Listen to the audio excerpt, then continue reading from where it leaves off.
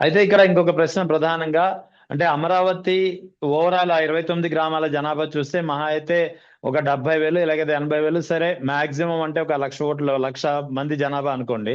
అదే ఇక్కడ మావిగని చూస్తే ఎంత లేదన్నా మచిలీపట్నం, విజయవాడ, గుంటూరు నగరాలు పట్టణాలతో కలిపి మధ్యలో ఉన్నటువంటి చిన్న చిన్న గ్రామాలన్నీ కలుపుకుంటే రెడీమేడ్ జనాభా 35 లక్షలతో ప్రారంభమవుతుంది.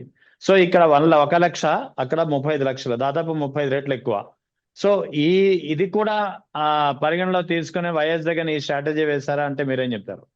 ఆయన కర్నూలు, వైజాగ్ రాజధాని అన్నప్పుడు కూడా అమరావతికి కర్నూలు వాళ్ళు వ్యతిరేకంగా నినాదాలు చేసినారండి. వైజాగ్ వాళ్ళు వ్యతిరేకంగా నినాదాలు చేసినారండి. ఇప్పుడు ఇప్పుడు ఏదైతే మావిగన్ అన్నారు అనుకోండి, ఈ 3 ఏరియాల వాళ్ళు వ్యతిరేకంగా నినాదాలు చేస్తారు. అయితే మేము అవ్వాలా లేకపోతే మా వాళ్ళు అవ్వాలా, మీరు మాత్రం అవ్వకూడదు అంటూ కొంత ప్రాంతీయ విభేదాలు తలెత్తే అవకాశాలు కూడా ఉంటాయండి. మేమేం చెప్తున్నామంటే 29 గ్రామాల్లో కూడా 60,000 70,000 రైతులు కూడా లేరండి. వాళ్ళు రైతులు కూడా కారు. వాళ్ళకి ఒక్కొక్కళ్ళకి వాళ్ళు ఉండేది కూడా heart of the city Vijayawada, Kanuru, Penamaluru. అంటే మేము అప్పట్లో మాచవరం ఎస్ఆర్ఆర్ కాలేజ్ అంటే హార్ట్ ఆఫ్ ద సిటీ అంటారండి. చాలా దగ్గరలో, అంటే అన్నిటికి దగ్గరలో ఉంటది. కానీ ఈ రోజు కానూరు, పెనమలూరు మొత్తం ఊరు వెళ్ళిపోతుందండి. ఎంత వెళ్ళిపోతుందో అంత డెవలప్ అవుతుందండి. అంటే దాని అర్థం ఏంటంటే ఈ అమరావతిలో రైతులందరూ అయితే గుంటూరులో ఉంటున్నారు, లేకపోతే విజయవాడలో ఉంటున్నారు, లేకపోతే హైదరాబాద్ లో ఉంటున్నారు, చాలా లేకపోతే బెంగళూరులో ఉంటున్నారు. ఇక్కడ పొలం వేసుకునే వాళ్ళే తప్ప రాజధానికి భూములు ఇచ్చిన రైతులు ఎవ్వరూ లేరండి. ఎవ్వరూ లేరు. సో ఇక్కడ రైతులు ఏమనుకుంటున్నారంటే మేము చేసుకునే పని మమ్మల్ని చేసుకొని, మేము 3 పంటలు వేసుకునే వాళ్ళు మమ్మల్ని వేసుకొని, దళారులు, డబ్బున్నోళ్ళు, ఎకరం భూమి కోట్లు కోట్లు ఖరీదున్నోళ్ళు కౌలుకి ఇచ్చుకుంటారు. కానీ వాళ్ళే భూములు ఎందుకు వేసుకుంటారు? వాళ్ళ పిల్లలు అమెరికాలో ఉన్నప్పుడు వాళ్ళు ఇక్కడ ఎందుకుంటారు? అమెరికాలో పిల్లల దగ్గరికి వెళ్తున్నారు, బెంగళూరులో పిల్లల దగ్గరికి వెళ్తున్నారు. సో ఇక్కడ ఉండే రైతులకి ఎప్పుడూ ఇబ్బంది లేదండి. వాళ్ళకు వచ్చిందే పొలం వేసుకోండి.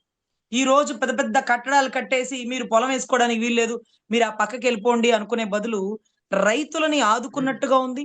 కౌలు రైతులకి మంచి తోడ్పాటు ఇచ్చినట్టుగా ఉంది. వీటన్నిటికంటే మించి ముందుగానే అనౌన్స్ చేశారు. పేపర్ లీక్ చేసినారండి. అంతకుముందు చంద్రబాబు గారు మాత్రం వారికి ప్రత్యేకమైన సామాజిక వర్గానికి, అంటే ఎక్కడో ఉండే మురళీమోహన్ గారు, లేకపోతే అశ్విని దత్ గారు, లేకపోతే పెద్ద పెద్ద ప్రొడ్యూసర్లు, మొత్తం వాళ్ళకి ఇక్కడ ఒక్కొక్కరికి వేల వేల వేల వేల ఎకరాలు ఉన్నాయండి. కానీ మాకు అప్పట్లో తెలియదండి ఇది రాజధాని అవుతుందని, దీంట్లో ఒక ఎకరం కొనుక్కుందామని ఆలోచన లేదు, అవుతుందా అని కూడా మాకు తెలియదండి. కానీ ఇప్పుడు జగన్ గారు 3 సంవత్సరాల ముందే పేపర్ లీక్ చేసినారు కాబట్టి ఈ 3 ఏరియాలలో ఎక్కడైతే శ్రీకాకుళం నుంచి, ఇజనార్ నుంచి, లేకపోతే ఇటు కనిగిరి నుంచి, కందుకూరు నుంచి, అటువైపు బోర్డర్ నుంచి ప్రతి ఒక్కరు కూడా రాజధాని ఏరియాలో స్థలాలు కొనుక్కుందాం, మన పిల్లలు ఇక్కడ ఎదుగుతారు, లేకపోతే ఇక్కడ ఇంకా పెద్ద పెద్ద యూనివర్సిటీస్, పెద్ద పెద్ద మెడికల్ కాలేజీలు ఇవన్నీ వస్తాయి. ఇది యాక్సెంచర్, టీసీఎస్. ఇప్పుడు 2 సంవత్సరాలు చూసినాం సార్, అనుభవజ్ఞుడైనటువంటి ముఖ్యమంత్రి గారు. ఈ అమరావతిలో ఒక టీసీఎస్ వచ్చిందా? ఒక ఇన్ఫోసిస్ వచ్చిందా? ఒక యాక్సెంచర్ వచ్చిందా? ఒక ఒక 70 అంతస్తులు, 50 అంతస్తులు, ఒక 40 అంతస్తులు కట్టడాలు కట్టడానికి ఎలాంటి సంతకం పెట్టిందా? ఆ భూమి సరిపోదని చెప్పిందిగా. అది 3 పంటలు పండే భూమి అయ్యా. 30 అంతస్తులు, 40 అంతస్తులు పైకి లేపాలంటే భూమి లోతుకి, పునాది లోపలికి ఎంత లోతుకి మేము మట్టి తవ్వాలి, ఎంత లోతు పునాదులు వేయాలి, మట్టి తవ్వే కొద్ది నీటి ఊట బయటకు వచ్చేస్తుంది. ఇది కట్టడాలకి సరిపడని భూమి అంటూ కూడా కొన్ని కొన్ని కమిటీలు నిర్ధారిస్తే అయినా కానీ ఇదే కావాలంటారు. నీరు పల్ల మెరుగు, నిజము దేవుడు ఎరుగు అంటూ అప్పట్లో మీరు జూబ్లీ హిల్స్, బంజారా హిల్స్ అంటే అన్ని హిల్స్ కొండలు. ఆ కొండల్లో మీరు ఎత్తైన కట్టడాలు కట్టారు. ఈ రోజు కుంభవర్షం వచ్చినా ఆ నీళ్ళన్నీ కిందకు వెళ్ళిపోతుంటాయి. కానీ ఈ రోజు కుంభవర్షం వస్తే కృష్ణానదిలో నీరన్నీ వచ్చి ఫస్ట్ మునిగేది మీ లింగమనేని రమేష్ గారి అద్దిల్లే. దాని తర్వాత ఈ పొలాల్లోకి వచ్చేస్తాయి. ప్రతి ఏటా ఈ వర్షంలో మునిగిపోయి పంట నష్టం ఇవ్వగలిగే పొలాల పరిసర ప్రాంతాల్లో ఉన్నవి. మీరు మళ్ళీ వర్షం వస్తే నీళ్లు, అదేంటది ఎత్తిపోతల పథకం అంటారు చూడండి, ఇటు ఎత్తడం అటు పొయ్యడం, దానికి కొన్ని కోట్ల ఖరీదు అయిపోతుంది. అందుకని హైవే ఇప్పుడు చూడండి, విజయవాడ గుంటూరు హైవేలో ఎక్కడన్నా ఒక నీటి చుక్క నిలబడిందా? ఒక నీటి చుక్క నిలబడిందా? సో ఇటువంటి పరిసర ప్రాంతాల్లో సెక్యూర్ ప్లేసుల్లో మీరు మావిగన్ని అని ప్రతిపాదన చేస్తే దాంట్లో తప్పేంటో నాకు అర్థం కాల. వైజాగ్ లో కూడా ఆయన చెప్పారు ఇక్కడ బాగా డెవలప్మెంట్ ఉంటది, ఇది హార్ట్ ఆఫ్ ద సిటీ అంటే ఆ రోజు ఒప్పుకోలా. కానీ ఈ రోజు గూగుల్ డేటా సెంటర్ కూడా వైజాగ్కే వచ్చింది, పెద్ద పెద్ద కంపెనీలు వైజాగ్కే వస్తున్నాయి. అదే మాదిరిగా అనకాపల్లికి తెచ్చినటువంటి మిట్టల్ స్టీల్ ప్లాంట్ కూడా అనకాపల్లికే వచ్చింది, కానీ అమరావతికి రావట్లేదు. అంటే డెవలప్మెంట్ మొత్తం వైజాగ్ లో ఉంది. మనం వద్దన్నా అవునన్నా, అది రాజధాని అవునన్నా కాదన్నా, ఈ రోజుకి కొన్ని వందల వేల ఎకరాల భూములు అక్కడే ఉన్నాయి. మీ భరత్ గారు కూడా అదేంటది వాళ్ళది యూనివర్సిటీ ఉంటది చూడండి, గీతం యూనివర్సిటీ. గీతం యూనివర్సిటీ అక్కడే కట్టారు. ఒక బ్రాంచ్ అమరావతిలో ఓపెన్ చేయొచ్చుగా, చేయరా? ఎస్ఆర్ఎం విట్టు వాళ్ళని వీళ్ళని బతిలాడపోతే మీ వాళ్ళు కట్టొచ్చుగా. నారాయణ గారిది పెద్దది ఏదన్నా హార్ట్ ఆఫ్ ద సిటీ అమరావతిలో ఏమైనా కట్టొచ్చుగా. ఏదైనా తేడా పడేలాగుందని మీకు తెలుసు. పోతే పోతాడులే, పక్క రాష్ట్రం వాడని, చెన్నై వాడిని, మహారాష్ట్ర వాడిని, కర్ణాటక వాళ్ళని తెచ్చి వాళ్ళతో యూనివర్సిటీలు పెట్టి ఇదే రాజధాని వాళ్ళని మసిపూసి మీరు మారేడాకు చేస్తున్నారే కానీ పాపం మీ అల్లుడు గారు, తోడల్లుడు గారు పాపం భరత్ గారిని మాత్రం రమ్మనలేరు, మంత్రి నారాయణ గారిని రమ్మనలేరు. అంటే మీరు మాత్రం నష్టపోరు. ఈ రోజు మెడికల్ కాలేజీకి టెండర్లు మీరే ఇచ్చిగా, భరత్ గారే ఇచ్చిగా, మంత్రి నారాయణ గారే ఇచ్చిగా. అవతలోడు సంతకం పెట్టాడు, రూపాయి రాదని మీకు తెలుసు. ఎవరన్నా బకరాలను చేద్దాం అనుకున్నారు. ఆ బకరాలందరికీ గొడ్డల పార్టీ అని మీరు భయపెట్టారుగా. ఈ రోజు కూడా గొడ్డలు దొరకలేదుగా.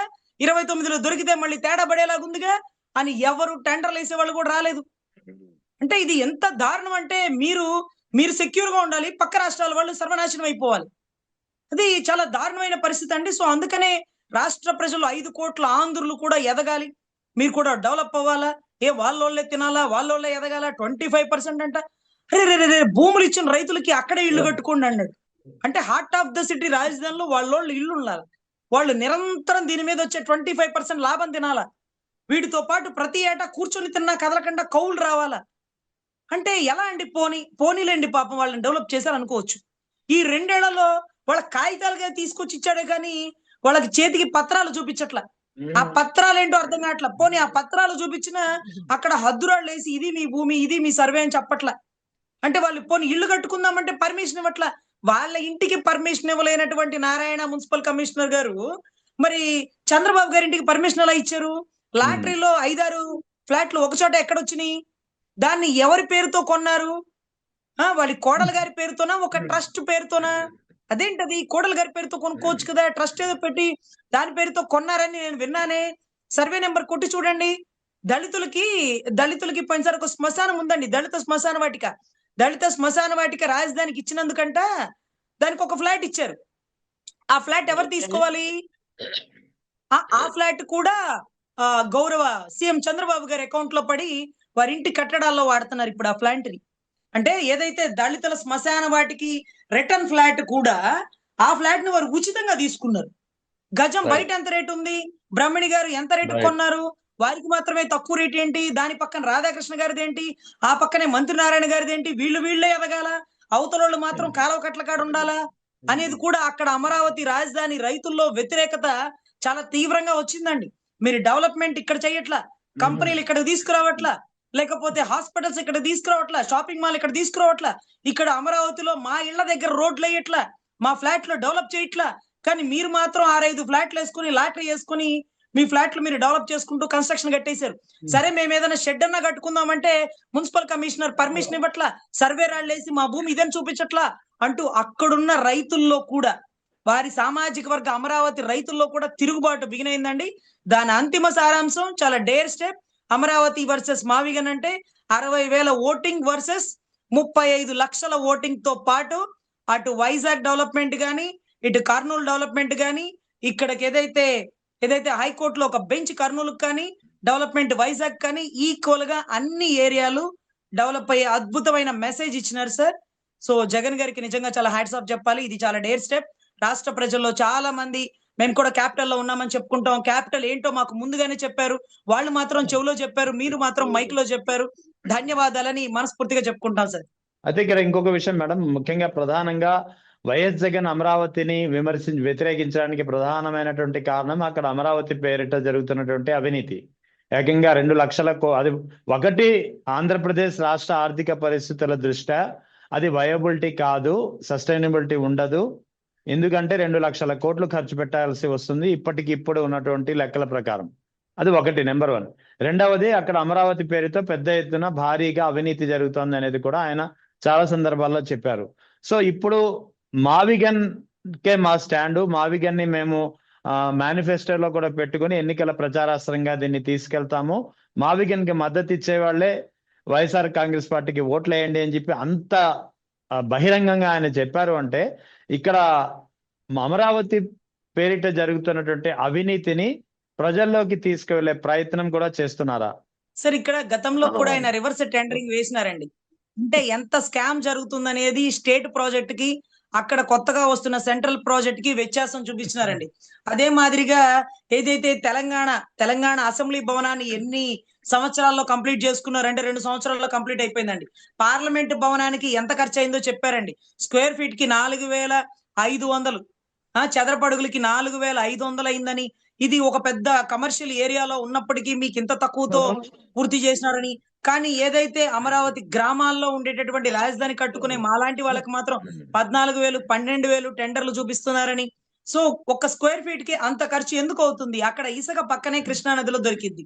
కొండలన్నీ పేరేచర్ల కొండలు తవ్వుకుంటూ పోతుంటే కంకర దొరుకుతుంది. సిమెంట్ ఫ్యాక్టరీ ఏదైతే కృష్ణా నది బ్యారేజ్ పక్కకి వెళ్ళగానే అన్ని సిమెంట్ ఫ్యాక్టరీసేనండి. అన్ని అందుబాటులో ఉన్నప్పుడు, ట్రాన్స్పోర్ట్ దగ్గరలో ఉన్నప్పుడు మరి ఎలా రేటు పెరుగుతుంది? మేము ఎక్కడన్నా కన్స్ట్రక్షన్ కట్టాలంటే అది చాలా దూరం రజనీ గారు, అక్కడ సిమెంట్ అందదు, ఇసుక దొరకదు, చాలా కష్టం అవుతుంది, అందుకనే రేటు పెరుగుతుంది అంటారు. మీకు అంత దగ్గరలో కూడా మరి 7,500, 10,500, 20,500 అంటూ బుర్జ్ ఖలీఫాకి అయిన ఖర్చు ఎందుకు చూపిస్తున్నారు? దాంట్లో మీకెంత మాకెంత? ఎవరెవరికి వాటాలు వెళ్ళిపోతున్నాయి? అసలు కాంట్రాక్టర్లు ఎవరు? ఓపెన్ ఆర్టీఐ వేయండి. కాంట్రాక్టర్లు ఎవరు? 1,50,000 కోట్ల ప్రాజెక్టులు వచ్చినాయి. ఏ ప్రత్యేకమైన సామాజిక వర్గం వారు కాంట్రాక్టులు తీసుకున్నారు? ఎవరు మాత్రమే ఎదుగుతున్నారు? అన్ని సామాజిక వర్గాలకి కాంట్రాక్టులు ఇస్తున్నారా? ముగ్గురు పేర్లే పెట్టారేంటి? ముగ్గురు పేర్లే పెట్టారేంటి? అరే ఎన్ఎంఆర్ ప్రాజెక్టులో లేకపోతే అవేంటోనండి, మెగా వాళ్ళకి సంబంధించిన బినామీలు ఇద్దరు. సో వాళ్ళే తింటున్నారు, వాళ్ళే పంచుకున్నారు, వాళ్ళే పెరిగిపోతున్నారు. సో ఇటువంటి పరిస్థితుల్లో ఆయన ఓపెన్ గా చెప్తున్నాడు, పార్లమెంట్ కి ఎంత ఖర్చు అయింది, స్క్వేర్ ఫీట్ కి మీకు ఎంత ఖర్చు అవుతుంది అంటూ పిచ్చి మాటలు మాట్లాడలేదండి. జీవోలు, ఎవిడెంట్రీ, పార్లమెంట్ ఏదైతే కన్స్ట్రక్షన్ సంబంధించి అది ఆర్టీ వేసి వాళ్ళ రిపోర్టు, పార్లమెంట్ సాక్షిగా ఇంత దగా అంటే ఇదేనా అనిపించేలాగా ఇంత తినేస్తున్నారా? స్వాహ మమ అని అనిపించేస్తున్నారా అనే రకంగా అమరావతిలో జరుగుతున్న స్కీముల్ని రివర్స్ టెండరింగ్ చేస్తే ఒక్కొక్కటి బతుకు బయటకు వస్తుందండి. ఎవరెవరు తిన్నారో ఎక్కడ దేశాలు దాటి వెళ్ళిపోయినా పట్టుకొస్తారు. 10 రూపాయలు తింటే 100 రూపాయలు వసూలు చేస్తారు. 10 రూపాయలు తింటే 100 రూపాయలు వసూలు చేస్తారు. సప్త సముద్రాలు దాటినా తీసుకొస్తానంటారు. చూడండి, బహుశా ఇదే కాబోలు.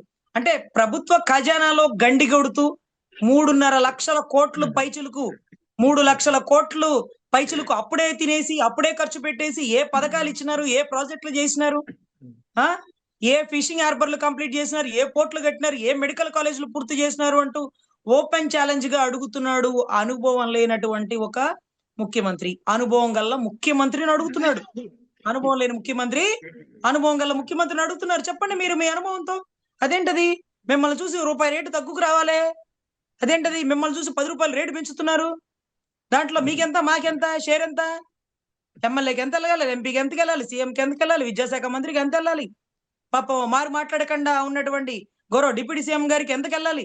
ఇవన్నీ వాటాలేసిస్తే పాపం భూములు ఇచ్చిన రైతులు ఈ రోజుకి ఫ్లాట్లు తెలియక, డెవలప్మెంట్ చేతగాక, ఏం చేస్తున్నారో అర్థం కాక, మావిగన్ అంటున్నారా, అమరావతి అంటున్నారా, మా పరిస్థితి ఏంటి, అదో గతి అంటూ అక్కడ భూములు ఇచ్చిన రైతులు కూడా ఆదుకోండి సార్, మమ్మల్ని, మా పరిస్థితి ఏంటో చూడండి సార్, మాకు ఇక్కడ ఫ్లాట్లు ఇచ్చారు సార్, దయచేసి మీరు ఏ నిర్ణయం తీసుకున్నా మా ఫ్లాట్ల పరిస్థితి ఏంటో చూడండి సార్, మా భూములు మాకు వెనక్కి ఇచ్చే అవకాశం ఉంటే కొలతలేసి వెనక్కి ఇచ్చేసేయండి సార్, అటు ఇటు కాకుండా భూములు ఆగిపోతాయి సార్. ఈ రోజు కూడా 3 పంటలు పండే భూములు అంటూ కూడా వారు కూడా వస్తారేమో రాగల రోజుల్లో, చెప్పలేము సార్. ఎందుకంటే నమ్మే పరిస్థితులుగా లేవు ఇక్కడ. చంద్రబాబు గారిని నమ్ముకొని 34,000 ఎకరాలు ఇవ్వడమే కాకుండా ఇంకా కూడా 50,000 ఎకరాలు కావాలి, ఈ ఊరు కావాలి, ఆ ఊరు కావాలి, ఇంటర్నేషనల్ ఎయిర్పోర్ట్ వచ్చేస్తుంది, అదేంటది ఇక్కడికి ఆసుపత్రి బసవ తరక హాస్పిటల్ వచ్చేస్తుంది, దాని పక్కన మొన్నటి దాకా గజం 2,000 కూడా పలకదు సార్, ఇవాళ మాత్రం 25,000. ఏంటి అంటే బసవ తరక హాస్పిటల్ వస్తుంది. అరే అక్కడ పొలం ఎకరమే 2 లక్షలు, ఇప్పుడు ఏకంగా 2 కోట్లు అయిపోతుంది. ఏంటి అంటే అక్కడ ఇంటర్నేషనల్ ఎయిర్పోర్ట్ వస్తుంది అంటున్నారు. సో ఇలాగా రియల్ ఎస్టేట్ ని పెంచుకుంటున్న వారి ప్రత్యేకమైనటువంటి బృందానికి ఆయన మావి గన్ అంటూ గన్ను ఎక్కువ పెట్టి ఒక్కసారిగా ఢీ కొట్టాడు సార్. సో జరగబోయే పరిణామాలు, రియల్ ఎస్టేట్ పడిపోతుంది. రాగల రోజుల్లో మావిగన్కే ఒక 40 లక్షల ఓటింగ్ ఉంది, 60,000 ఓటింగ్ ఒక పక్కన, 40 లక్షల ఓటింగ్ ఒక పక్కన. సో చూద్దాం సార్, డేర్ స్టెప్ తీసుకున్నారు గౌరవ మాజీ ముఖ్యమంత్రి వర్యులు. అయితే చివరి ప్రశ్న, ముఖ్యంగా మావిగన్ వర్సెస్ అమరావతిని ఎప్పుడైతే వైఎస్ జగన్ ఛాలెంజ్ చేశారో, ముఖ్యంగా మావిగన్ సపోర్ట్ చేసే వాళ్ళు వైసీపీకి, అమరావతిని సపోర్ట్ చేసే వాళ్ళు టీడీపీకి ఓట్లు వేసుకోవచ్చు అని కూడా ఆయన చెప్పారు. సో ఈ వ్యాఖ్యల తర్వాత మావిగన్ పట్ల ప్రజల్లో రియాక్షన్ ఎలా ఉంది? ఏమైనా అబ్జర్వ్ చేశారా? సార్ ఎగ్జాక్ట్లీ సార్, చాలా మందితో మాట్లాడాము, వైజాగ్ వాళ్ళతో, కర్నూలు వాళ్ళతో, వినుకొండ వాళ్ళతో మాట్లాడాము. వాళ్ళందరూ అంటున్నారు చాలా మంచి నిర్ణయం తీసుకున్నారు. విజయవాడ మావిగన్ లో ఒక ప్లేస్ కాబట్టి, గుంటూరు ఒక ప్లేస్ కాబట్టి మేము కూడా అక్కడ ఫ్లాట్లు కొనుక్కుంటాం. ఇవాళ కాకపోతే రేపైనా రేట్లు పెరుగుతాయి. అందరూ ఎదగడానికి ఒక అవకాశం చూపించారు జగన్ గారు. కొందరే ఎదగడానికి చెవులో చెప్పారు గౌరవ నారా చంద్రబాబు నాయుడు గారు. మైకులో చెప్పి అనౌన్స్ చేశారు మనందరి ఎదుగుదలకి, మన బిడ్డల ఎదుగుదలకి ప్రభుత్వ ఖజానాలో డబ్బుని మౌలిక సదుపాయాలకు ఖర్చు పెడితే చాలు. కొన్ని లక్షల కోట్లు అప్పు తీసుకురానక్కర్లేదు. ఆ అప్పు భారం అంతా ప్రజల మీదేస్తూ దాని మీద వచ్చే లాభాలని అక్కడ ఉండేటటువంటి ప్రత్యేకమైన బృందానికి 25% లాభాలను ఇస్తూ ప్రతి ఏటా కూర్చోబెట్టి కౌలిస్తూ ఈ రోజుకి పాపం వాళ్ళ ఫ్లాట్లు డెవలప్ చేయకపోతే వాళ్ళకి రేట్లు ఎట్లా వస్తాయి? కానీ వాళ్ళని మాత్రం అమరావతి ఏరియాలో ప్రత్యేకంగా మీరు మీరు క్యాపిటల్ లో ఉండాలి, మీకు ఇక్కడే ఇల్లు, అదిగో అదిగో బుర్జ్ ఖలీఫా, మీ ఇంటి డాబా మీద ఎక్కితే బుర్జ్ ఖలీఫా కనపడుతుంది అంటూ కూడా వాళ్ళ ఎదుగుదలకి పోరాటపడినటువంటి అనుభవజ్ఞులైనటువంటి ముఖ్యమంత్రులు అదే మాదిరిగా తెలంగాణ, హైదరాబాద్ లో కూడా అదే చేసినారండి. ఈ రోజు హైదరాబాద్ అంతా విస్తరించినటువంటి కమర్షియల్ ప్లేసుల్లో గచ్చిబౌలి, జుబ్లీహిల్స్, బంజారా హిల్స్, మణికొండ, కొన్ని ప్రత్యేకమైన ఏరియాలు మొత్తం వాళ్ళోళ్ళే. అక్కడ భూములు వాళ్ళయే, కమర్షియల్ బిల్డింగ్స్ వాళ్ళయే, హాస్పిటల్స్ వాళ్ళయే, యూనివర్సిటీలు వాళ్ళయే, కాలేజీలు వాళ్ళయే, అన్ని వాళ్ళవే సార్.